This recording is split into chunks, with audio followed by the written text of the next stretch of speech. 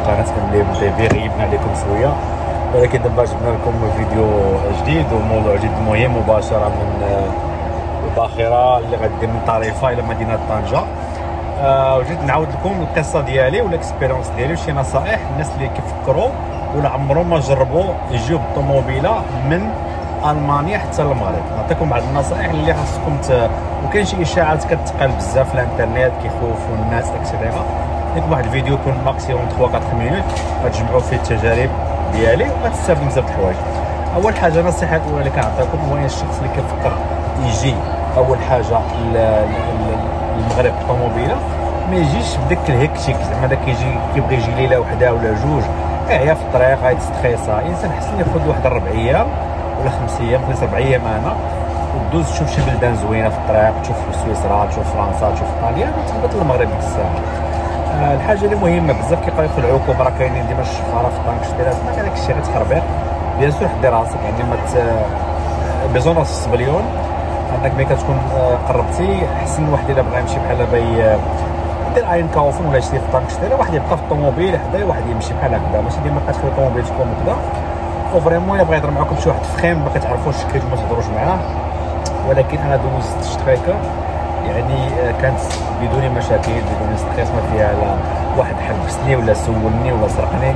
كانت انشبانت، كان بازي فيها الانسان ما يبقاش يضرب طرقان طوال، تمشى شويه ويرتاح شويه. ديما خصك تسوق ساعتين ولا 3 سوايع ودير بوز طنكشتيله، تبات في شي بلدان زوينه بحال ايطاليا، فرنسا، سويسرا اكسيتيرا. وبالنسبه لي تيكي بزاف كيقول لك واش لي تيكي ناخذهم اون لين ديال طريفه لطنجه ولا لي تيكيت ناخذوهم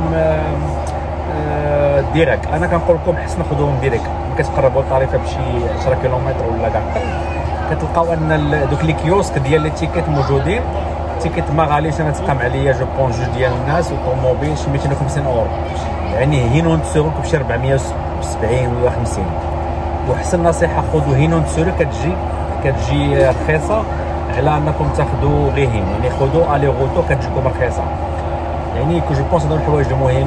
وما كاينش شي فاغطات سايت كتجي بحال جينا مع الظهر كاين الباطو ديال الوحده غيقلع صافي جينا الصف ركبنا في الباطو، داكشي منظم تبارك الله مقاد بالسيلي.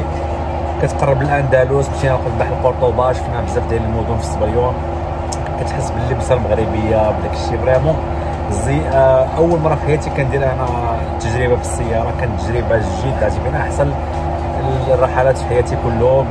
كتشوف تبارك الله اللبسه المغربيه، كاين جاليه مغربيه في اوروبا بزاف، كتحس ان العربيه كتهضر بها في الطريق، كتلقى مغاربه خدامين في طنكشتيله، كتلقى الصبيون مغاربه خدامين كيطلبوا بعض ليسونس كيهضروا معاك بالعربيه. فريمون اكسبيرونس واعره، كنصح اي واحد يديرها. فريمون الانسان ما يمشيش بوحدو، حيت الانسان ملي كيسوق بزاف كيعيا، خص يمشي معاك مينيموم شي واحد. ما تسافروش بوحدكم، صعيبه تقد تعيا، تقد شي حاجه تفقد المساعده. احسن تسافروا بوحدكم، لا ماشي بوحدكم زعما مع عائلتكم باش تكونوا موانسين. ونتمنى لكم ان شاء الله فرصه سعيده، والسلام عليكم.